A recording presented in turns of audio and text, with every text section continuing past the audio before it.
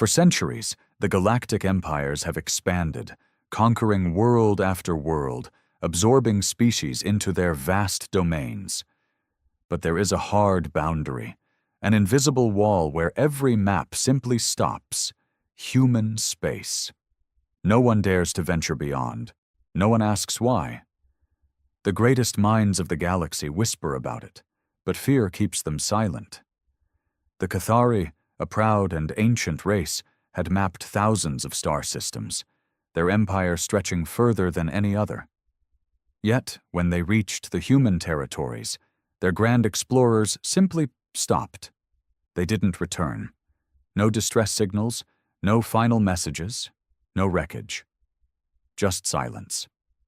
The Galactic Council, a coalition of the most powerful species in the known universe, had long debated the human question. They were an oddity, a species that had clawed its way to the stars through war, bloodshed, and sheer reckless determination.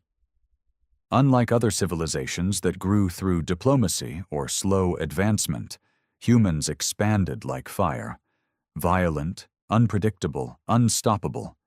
And then, just as suddenly as they had appeared, they stopped. Their ships no longer explored. Their colonies did not spread beyond a specific border. No wars, no treaties, no further expansion. They had drawn a line in the void, and no one dared cross it. But someone had to ask. Ambassador Koran Vesh of the Zixari Dominion had spent his life studying the humans. They were fascinating, fragile yet terrifying, weak yet impossible to subdue.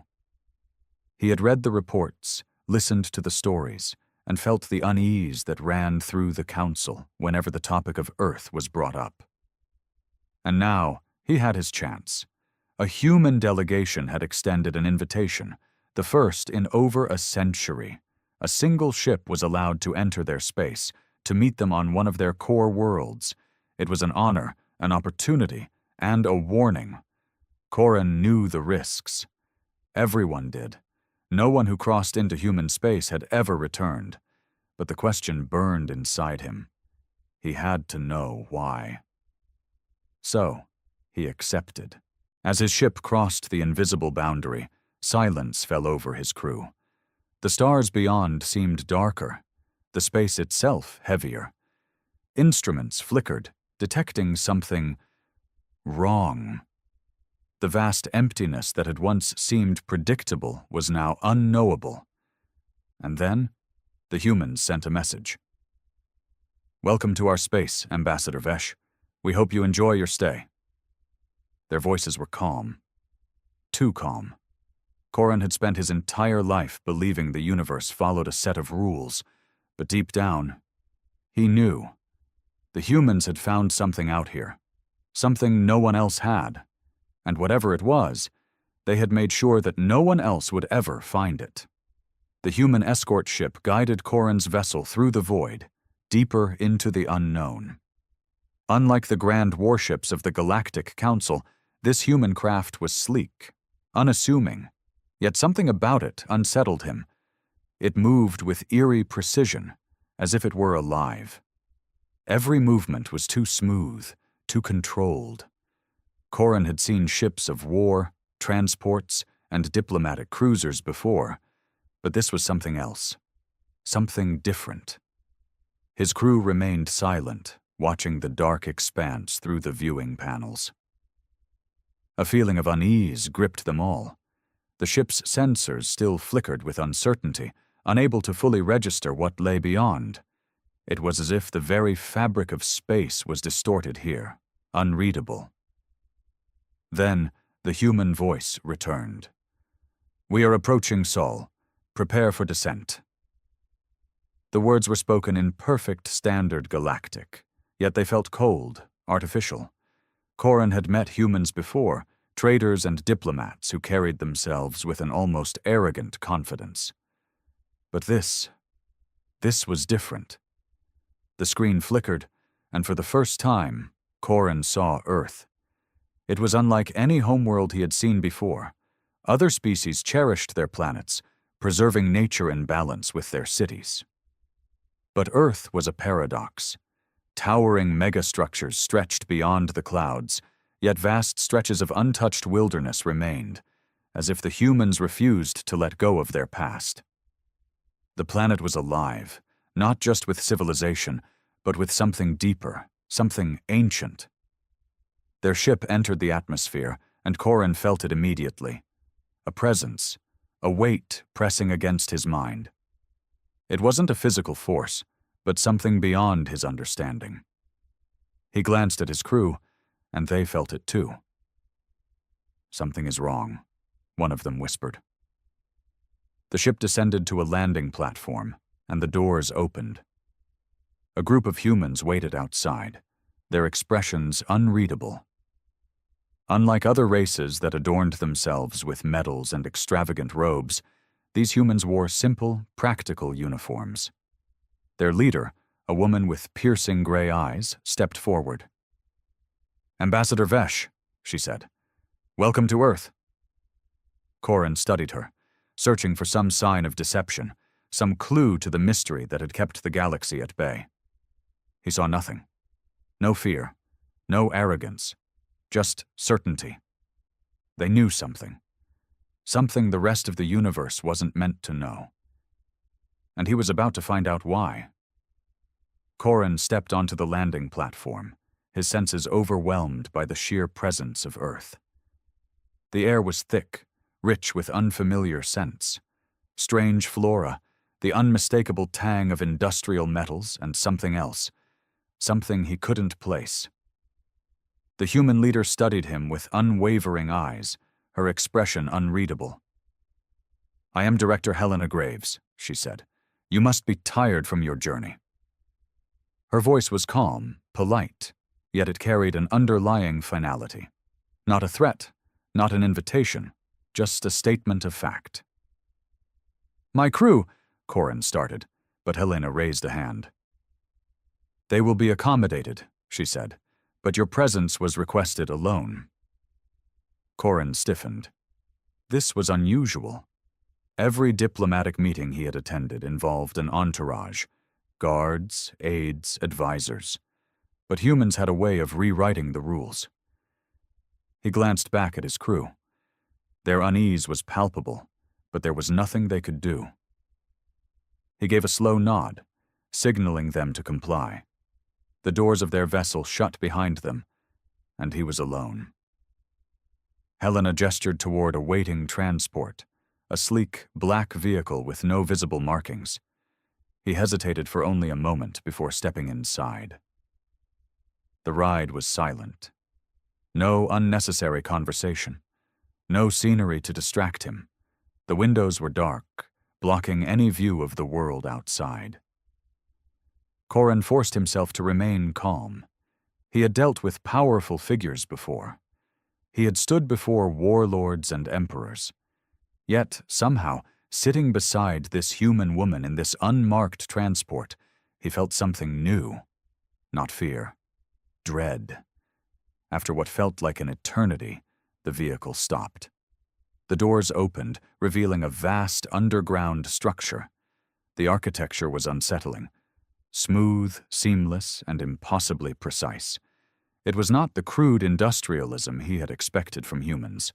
No visible seams, no unnecessary ornamentation. Just pure, functional design. "Follow me," Helena said. She led him through a series of hallways, deeper into the facility. The walls were lined with massive doors, each marked only by a series of numbers. No symbols, no explanations. The air grew colder. Finally, they reached a door unlike the others. It was larger, thicker. It hummed with a power Corin could feel in his bones. Helena placed her hand against a panel, and the door slid open. Inside, the room was dark. A single massive window overlooked something below, shrouded in shadows. Corin stepped closer, peering through the glass. Then the lights flickered on. And he saw it. His breath caught in his throat. His mind recoiled, struggling to comprehend what lay beneath. It was alive. It was enormous. and it was waiting. Corin turned to Helena, his voice barely a whisper. "What is that?" She met his gaze, unflinching. "That," she said, "is why no one crosses into human space." Corin's breath came in short, shallow bursts.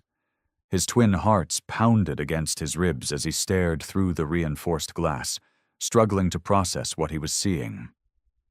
The chamber below stretched impossibly far into the darkness, its depths illuminated only by the cold glow of hidden lights embedded in the walls. And at the very center of it all was something. The creature, if it could even be called that, was vast beyond comprehension, its form shifting and undulating as if it were not entirely bound by the rules of this universe. It had no defined shape, no clear anatomy, yet his mind insisted on trying to impose logic onto it. One moment, it seemed like an amorphous mass of writhing tendrils.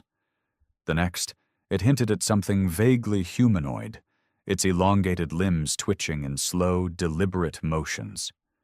But the worst part, the part that made his stomach churn, was the feeling of awareness. It was looking at him. Not with eyes. There were no eyes, but Corin could feel its attention settle on him, seeping into his very being like an oil slick spreading through water. His instincts screamed at him to run, to flee, to put as much distance as possible between himself and the entity imprisoned below. But his body wouldn't move. What is that?" he managed to rasp, forcing the words past dry lips. Helena Graves stood beside him, arms folded behind her back, her expression unreadable. She watched Corin, studying his reaction more than the thing below. "This is what we found," she said quietly. Or more accurately, what found us? Corin tore his gaze away from the creature and turned to her, desperate for an explanation. "You captured it?" he demanded. How?" Helena let out a slow breath. "No, Ambassador, we didn't capture it. We contained it." Corin's mind reeled. Containment was a dangerous word. It implied something too dangerous to be let loose, something powerful enough to require constant vigilance. He had encountered species that dabbled in such things, creatures from the fringes of the known universe that needed entire planets to serve as prisons. But this was different. This wasn't a being they had found on some distant world. This was something humans had encountered within their own space, and they had locked it away. His fingers curled against the railing as he tried to keep his voice steady. "Where did it come from?" Helena didn't answer immediately. Instead, she turned back toward the glass, watching the entity below. Its shifting form pulsed, reacting to their presence. "We don't know," she admitted. "We only know that they exist, and that we are not meant to see them." A chill ran down Corin's spine. "They." He swallowed hard. "How many?" Helena finally looked at him, her gray eyes sharp, unwavering. "Too many." Silence filled the observation deck. Corin's mind raced with possibilities, each more horrifying than the last. He had always believed that space, for all its mysteries, followed certain rules, that civilizations rose and fell, that empires clashed, that wars were fought and treaties were signed. But this was something else, something older, something deeper, something that was never supposed to be known. "And this," Corin whispered, barely able to form the words, "is why no one crosses into human space?" Helena nodded. "The other empires assume we stopped expanding out of caution, that we reached the limits of our ambition." She turned back toward the creature, her face expressionless. "But the truth is, we went too far. We saw too much, and we learned the one thing no other species in the galaxy seems to understand." Corin could barely breathe. "And what is that?" Helena's voice was calm, almost too calm. "That we were never alone," Corin felt the weight of those words settle over him like a suffocating blanket. His people, the Zixari, had always prided themselves on their knowledge, their vast archives of star charts and ancient histories. They had mapped thousands of systems, encountered hundreds of species, waged wars, and brokered peace. Yet in all their records, in all their explorations, they had never encountered anything like this. "You should leave," Helena said, her voice softer now. Corin's gaze snapped to her. "What?" She turned fully to face him, her expression unreadable. "We granted you this meeting because we knew you would ask," she said. "We knew that eventually someone in the council would push too far, that curiosity would get the better of one of you." Corin felt a sharp chill settle in his gut. "You're warning me." Helena gave a small nod. "We don't stop others from crossing into human space because of secrecy or power," she said. "We do it because we're containing something, and if the rest of the galaxy starts poking around where it shouldn't, we can't guarantee that containment will hold." The meaning of her words sank into him like ice. The humans weren't isolationists. They weren't hoarding secrets for themselves. They were standing at the edge of something terrible, holding the line. And if that line broke... Corin felt his hands shaking. He wanted to argue, to demand answers, to insist that the Galactic Council had a right to know the full truth. But deep in his soul, he understood. Some truths were better left buried. Some doors were never meant to be opened. And the humans, reckless and terrifying as they were, had learned that lesson the hard way. Corin exhaled slowly and stepped away from the glass. "Take me back to my ship." Helena nodded once. No argument, no further discussion, just quiet understanding. As they walked away from the observation deck, Corin forced himself not to look back, not to glance one last time at the shifting, impossible thing in the chamber below. But as the doors slid shut behind him, he heard it. A whisper, a voice not meant for mortal ears. "We see you."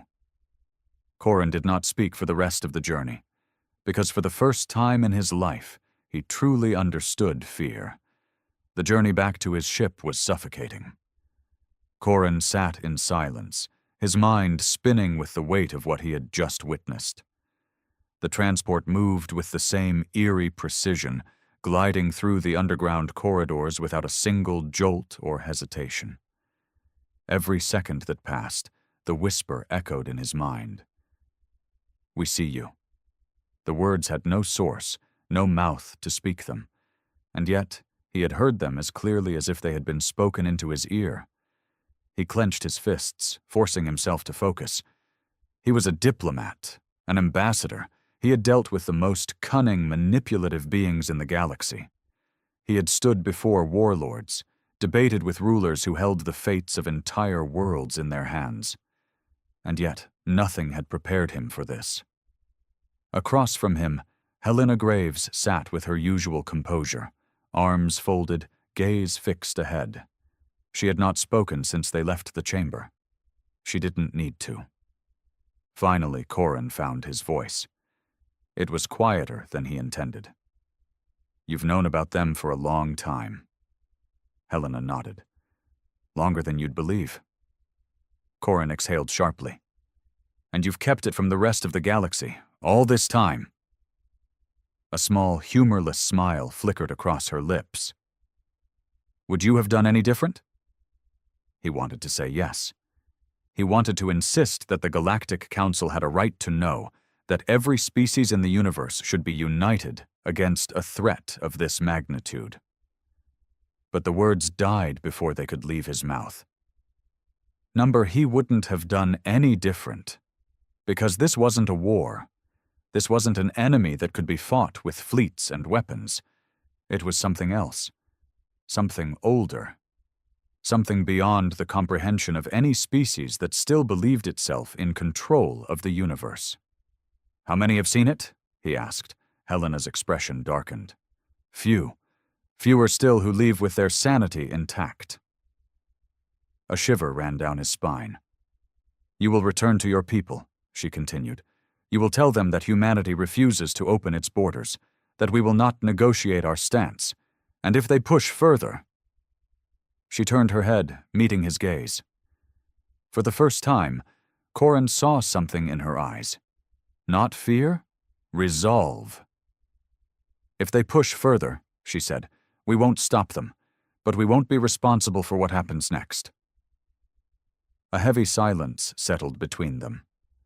Corin let out a slow breath, his mind working through the implications. If he told the council the truth, they would demand evidence. They would send scouts, then research teams, then warships. They would probe the depths of human space, believing themselves prepared for what they might find. But they weren't prepared. Not for this. The transport came to a halt. The doors slid open, revealing the landing platform. His ship sat where he had left it, his crew waiting anxiously at the base of the ramp. They stiffened as he stepped out, their eyes flickering between him and the human escorts. He turned to Helena one last time. "You're not telling me everything." Her lips pressed into a thin line. "No," she admitted. "I'm not." He considered pressing further, demanding to know the rest, but in the end, he didn't. Some knowledge wasn't meant to be gained. Without another word, he strode toward his ship. His crew followed him without question, sensing the weight of his silence. The doors sealed behind them, and Coran moved straight to the command deck. "Prepare for immediate departure," he ordered. The ship's engines roared to life. As they ascended, leaving Earth behind, Coran took one final glance at the blue planet shrinking below them. It was not an empire. Not a war-hungry dominion seeking to expand its reach. It was a wall, a thin, fragile wall between the known universe and something no one should ever see. And for the first time, Corin prayed it would hold. Because if it didn't, nothing would. As the ship broke free from Earth's gravity, Corin remained at the viewport, watching as the blue planet faded into the darkness of space. His twin hearts still thundered in his chest, his mind racing through everything he had witnessed. His crew remained silent behind him, sensing the weight in his stance, the stiffness in his posture. The view of Earth should have been comforting, just another inhabited world, one of many across the stars. But now it felt different. It was a prison. And for the first time in his life, Corin feared what lay inside. "Ambassador?" The voice of his second-in-command, Commander Velek, cut through the silence. "Are we clear to depart?" Corin nodded, forcing his voice to remain steady. "Set course for the council station. No delays." Velek hesitated. "No delays?" He cast a quick glance at the planet behind them. "Are we not filing a report with the humans before departure?" "No," Corin said quickly. "We leave now."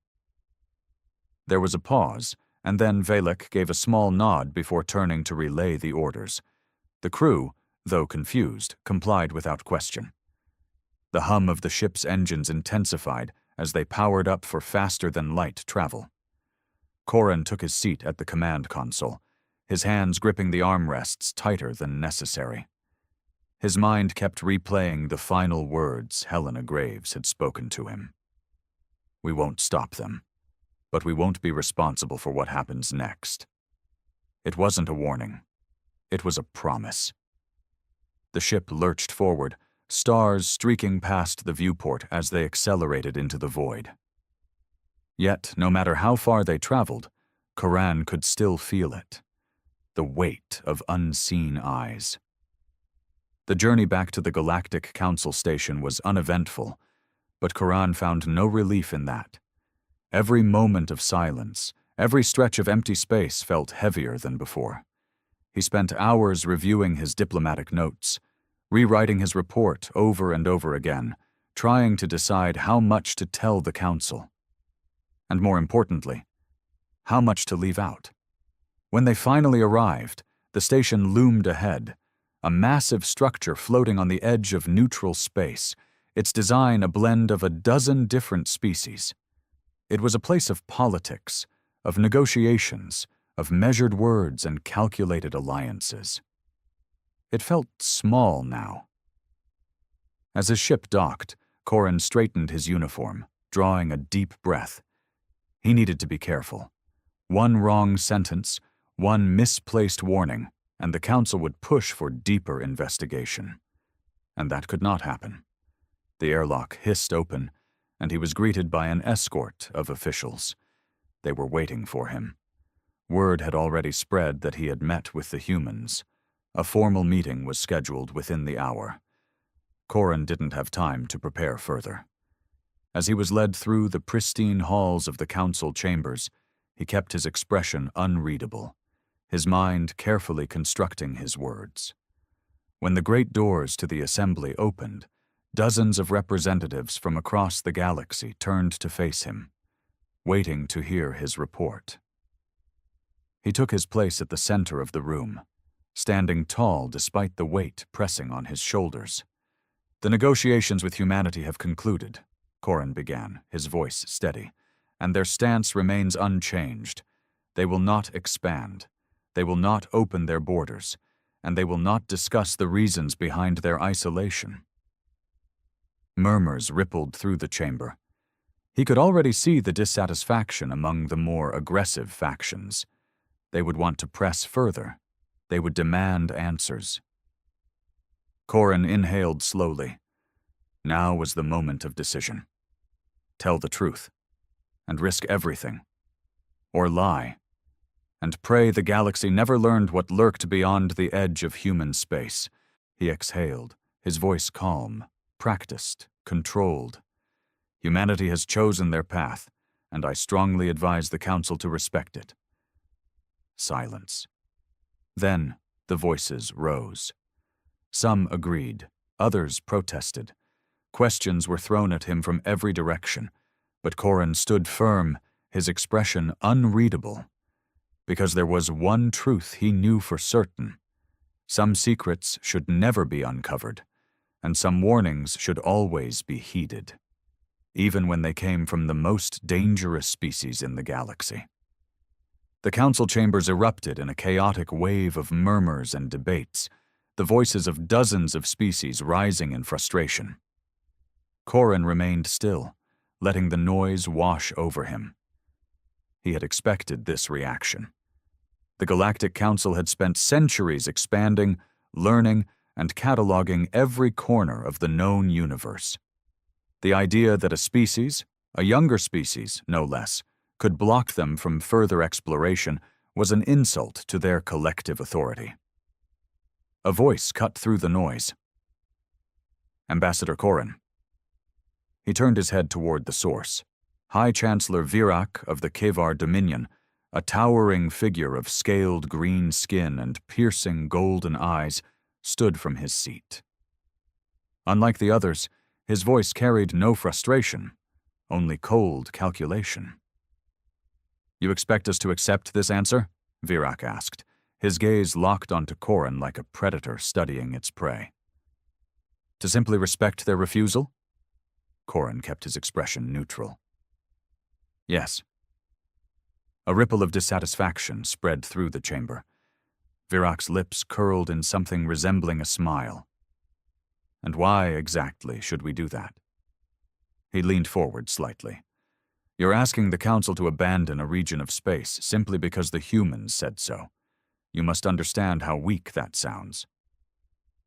Corrin's fingers twitched at his sides. "It is not weakness," he said carefully. "It is wisdom." Virak's eyes narrowed. "Then share this wisdom with us." The chamber quieted, all eyes on Corrin.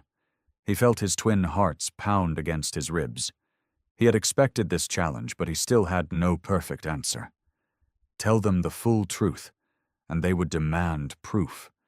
And proof would mean expeditions. Expeditions would mean ships entering human space.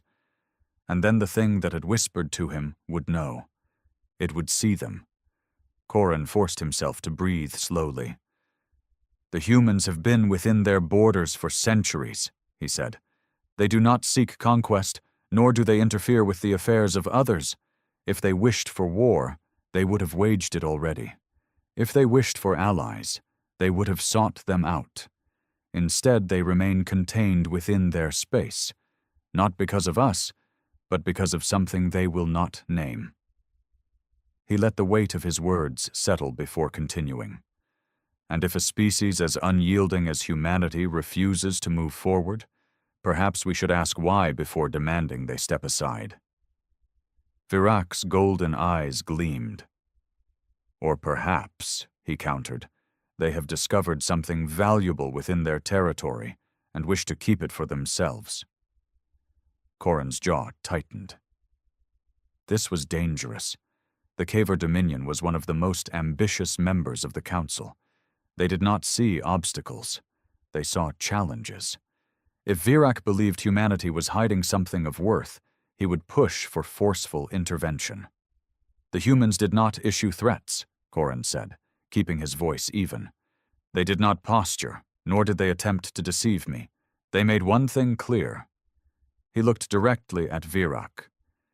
"If we enter their space, they will not protect us. They will not take responsibility for what happens to those who ignore their warnings." A murmur of unease spread through the chamber. Some of the representatives glanced at each other, their confidence wavering. But Virak remained unimpressed. "And you believe them?" Korin met his gaze without flinching. "Yes." Virak studied him for a long moment. Then, with a slight scoff, he sat back in his seat. "Your caution is noted, Ambassador." But Korin knew this wasn't over. Virak wasn't convinced, and neither were others. As the debate continued, Korin's stomach twisted with unease. He had done what he could, but it wouldn't be enough. There were too many voices in this room who saw mystery as an invitation rather than a warning. They would send ships. They would try to map what lay beyond the human borders. And when they did, something would look back at them. Korin clenched his hands, a cold dread sinking deep into his bones. He only prayed that when the council finally understood the truth, it wouldn't be too late. The council meeting dragged on for hours, filled with debates, counter-arguments, and bureaucratic posturing. Some representatives argued that humanity's secrecy warranted investigation. Others, more cautious, suggested patience and diplomacy. But Korin knew the truth. The council was not an institution known for patience. By the time the session ended, nothing had been decided outright. But he saw it in their eyes. The gears were already turning. The powerful factions, especially the Kavar Dominion, would not let this mystery go. As Korin left the chamber, his second-in-command, Velek, fell into step beside him. "They're going to send ships," Korin sighed. "I know. They won't listen to the warning." "I know." They walked in silence for a while, their footsteps echoing in the grand halls of the station. Outside the great windows, the vastness of space stretched endlessly, filled with the lights of arriving and departing ships. Korin wondered how many of them would make it back once they crossed the wrong border. Velek hesitated before speaking again. "What exactly did you see on Earth?" Korin stopped walking. His mind flashed back to the moment in that underground chamber, the whisper, the suffocating presence, the way reality itself seemed to bend around whatever it was that the humans had hidden. How could he put it into words? He turned to Velek, his expression grim. "I saw something I don't understand." He paused. "And I don't want to understand it." For the first time, Velek looked uneasy. "That bad?" Korin exhaled slowly. "Worse." They resumed walking, but Korin could tell his second-in-command was shaken. Good. A little fear was better than reckless curiosity. When they reached their ship, Corin wasted no time preparing for departure. He didn't want to linger on the station. He had done what he could. Now, he could only wait. As the ship disengaged from the station and set a course for neutral space, Corin allowed himself a brief moment of relief. He had delivered the warning. The rest was out of his hands. Or so he thought. 3 weeks later, the distress call came. Corin was in his quarters when the alert flashed across his screen. His heart pounded as he read the report. A Kevar scouting vessel had gone missing. In human space. More reports followed in quick succession. Ships sent to investigate had also vanished. No wreckage, no distress beacons, no survivors. Just silence. The Council was in chaos. The Kevar Dominion was demanding answers. The humans gave none.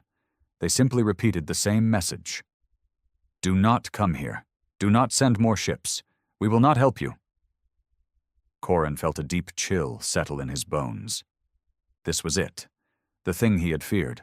Someone had ignored the warning. And now, something was awake.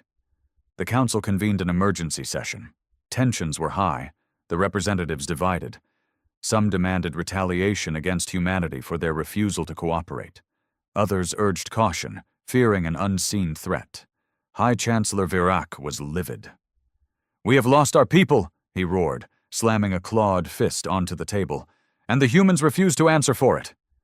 Corin sat silently, listening. His mind was racing, piecing things together. He knew, deep down, that the humans weren't responsible for the missing ships. Something else had taken them. A deep dread filled him as he recalled Helena Graves' words. "We won't stop them, but we won't be responsible for what happens next." This was exactly what she had meant. Corin stood. "Chancellor," he said, addressing Virac, "you believe humanity is withholding information. That may be true, but I urge you to consider. What if this is not their doing?" Virac's eyes burned with anger. "Then who else could be responsible?" Corin hesitated, choosing his words carefully. "You assume we are the only ones looking?" He let the implication settle. What if something was looking back? The chamber fell into an uneasy silence. The thought was too terrible to consider. Virac sneered. "If there is a threat, we must uncover it. We cannot let humanity dictate the limits of our knowledge." Corin clenched his fists. This was exactly the kind of thinking that would doom them all. But before he could argue further, the emergency alarms blared. A new transmission had arrived. From the missing Kevar vessel. And what it contained was worse than anything Corin could have imagined. The chamber fell into a stunned silence as the emergency transmission played across the central holoscreen. The image was grainy, flickering with static, but the voice that came through was unmistakably Kevar. "This is Scout Vessel Vorash. We are lost." The voice was trembling. Corin had never heard a Kevar sound afraid before. They were a warrior species, bred for battle, their culture built on strength and dominance. But this was terror. "They are here," the voice continued, barely a whisper now. Not human. They are watching. We were wrong. A sudden burst of static cut off the voice. Then something else came through. Not a scream, not a cry for help, a sound. A low, distorted whisper layered over itself 1,000 times, as if a chorus of unseen mouths were speaking in unison. It wasn't in any known language. It was something deeper, something primal, and every single person in the chamber felt it. Some clutched at their chests as if the sound alone was pressing against their lungs. Others shuddered as a deep, cold dread crawled down their spines. Then suddenly, silence. The transmission cut out. The chamber remained frozen in horror. No one spoke. No one moved. Until Virac stood. "Where did that signal come from?" His voice was sharp, but there was an edge to it, something he was trying to suppress. A technician hesitated before responding. It originated from the far edge of human space. Virak's jaw tightened. Then we send a fleet. Corin's stomach dropped. You can't be serious. Virak turned to him, eyes burning. We have lost ships. We have lost people. You expect us to sit idly by while— That thing in the transmission, Corin interrupted, was not Kevar. It was not human. It was something else. Virak scoffed. And what do you suggest? That we leave our missing to whatever horror lurks out there? Corin's mind raced. There had to be another way. Send a diplomatic envoy. Speak with the humans. They know what's out there. If we push into their space without understanding— Virak slammed a fist onto the table. Understanding is for cowards. Action is what we need now. Corin clenched his fists. If you send ships into human space, you won't just be dealing with the humans. His voice lowered. You'll be dealing with whatever they are hiding from. For the first time, Virak hesitated. Not because he was convinced, but because the fear in the room was palpable. The transmission had shaken the council. They all felt something unnatural in that whisper, something beyond their comprehension. But warriors like Virak did not yield to fear. They fought against it, and Coran knew deep down that no argument would stop him now. Virak turned away. We mobilize a fleet. The fleet arrived at the edge of human space 2 standard weeks later. Corin had not been invited. He had not been consulted. He had only received a brief, cold message from Virak. Stay out of the way. And so he did. He stayed in his own vessel, stationed at a distance, monitoring the situation from afar, watching, waiting. At first, nothing happened. The Kevar fleet sent out long-range scans. They found nothing. No wreckage, no human defenses mobilizing, just empty space. And then the whispers began. Not over comms, not over any known frequency, inside their minds. It started as an itch in the back of their thoughts, a quiet presence, a feeling of being observed. Then the voices grew louder. One by one, crew members began reporting hearing something, a whisper just beyond the edge of comprehension. And then the shadows came. They weren't ships, they weren't life forms, they weren't anything the Kevar had words for. They were just there, watching, waiting.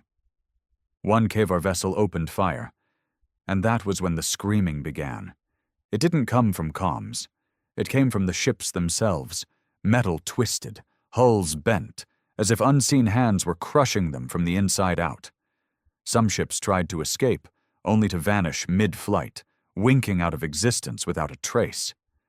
The flagship tried to transmit a distress signal. The last words the fleet sent back to the council were, "We were wrong." Then, silence.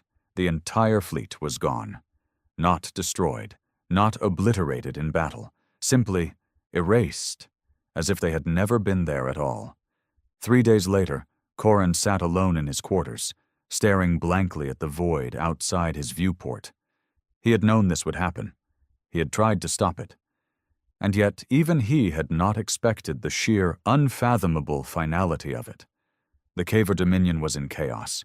The council was shaken to its core. Even Virak, the arrogant, unshakable warrior, had disappeared, lost to whatever force had claimed his fleet. Humanity remained silent. No threats, no warnings, no reaction at all. As if this outcome had been inevitable. As if this was not the first time it had happened. A private message appeared on Corin's screen. From an anonymous sender, a single line of text. "We told you not to look."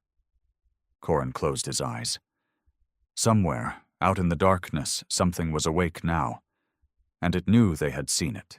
The message sat on Coran's screen, its meaning sinking deep into his thoughts like a stone in a vast black ocean. "We told you not to look, not a threat, not a warning, just a statement of fact." His hands clenched into fists. The Kavar fleet was gone. Not destroyed, not crippled, just erased, as if they had never existed in the first place. And humanity? They didn't celebrate. They didn't retaliate. They simply watched, unbothered, as if this had all played out before. Corin exhaled slowly. He had one choice now, one chance to do what no one else had the sense to do. He had to talk to the humans. The journey to Earth was uneventful. No human ships intercepted him. No warnings blared through his comms. But that was what unsettled him most. They knew he was coming, and they weren't stopping him. That meant one of two things. Either they didn't see him as a threat, or they didn't see anyone as a threat anymore. The surface of Earth was as unassuming as ever. Bright blue oceans, vast continents teeming with life, cities stretching into the sky, filled with technology that was dangerously behind what some other species had developed. Yet here humanity was, untouched, unchallenged, unafraid. Helena Graves was waiting for him. She stood on a quiet observation deck overlooking a sprawling city, hands folded behind her back, a faint smirk on her face. "I was wondering when you'd show up." Corin stopped a few paces away from her. "You knew this would happen." Helena tilted her head slightly. "We warned you." Corin's hands twitched. "You let them die." Her smirk faded. "No." She turned to face him fully. "We let them make their own choice." Corin growled in frustration. "And what is this thing? The one that took them? What did they wake up?" Helena studied him, as if deciding how much to say. Then she sighed. "It's not a thing, Corin." He froze. Something in her voice made his skin crawl. "It's not a species, not a force, not even a god." She looked out over the city again. "It's the space between things." Corin's pulse pounded in his ears. "I don't understand." "You don't need to." Helena's gaze was distant now, her voice quieter. "We learned a long time ago that some questions shouldn't be asked, some doors shouldn't be opened. But every species that rises, that builds, that hungers for more, they all make the same mistake. They think the void is empty." She turned back to him, her expression unreadable. "But the void isn't empty, Corin. It's just silent. Until someone makes the wrong kind of noise."